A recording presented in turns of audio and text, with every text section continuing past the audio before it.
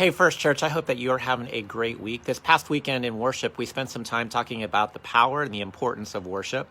And we spent some time looking at David in the Old Testament and the great effort that he made. He got together 30,000 men to go retrieve the Ark of the Lord. Because for David, that Ark was a visible reminder of the presence of God. And for David, he longed to worship with all of his might in the presence of God. So there were some very personal reasons that David wanted to do that. But David had another reason for going to get that ark, and it was that it was a visual reminder to David and all the nation of Israel that they were a different kind of country, a different kind of people than the rest of the world. They were a people who placed their hope and their trust in the living God and not in their own resources and in their own strength. And for David, that ark reminded them to place their trust in God instead of themselves. I've been spending a lot of time thinking about that this week, and I invite you to spend some time thinking about what is it that you worship, what is it that we worship together, and even more importantly, how can we be a countercultural people? How can we be a people who look different than the rest of the world?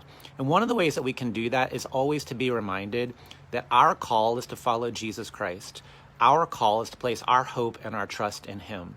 It is so easy in our world right now to be divided, to be polarized, to be politicized, to pick one political party over another.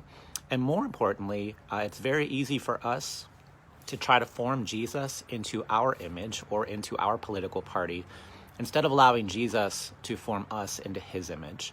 So I want to invite us this week to really spend some time thinking and praying about, Lord, what does it mean for us, for me, to worship You? And what might I have to change in my own mindset to conform to Your will instead of trying to conform You to mine? I actually put an article on my personal Facebook page, and I invite you to take a look at it if you get a chance. It's just a reminder. I haven't found too many articles that were as good and as clear at reminding me personally of where my hope and my trust comes from, and that's in Jesus alone and not in any other political party, not in the powers of this world, but in Christ alone. So I invite you to check that out if you feel like it. But more importantly, let us be an intentional people to worship with all of our might in the presence of God.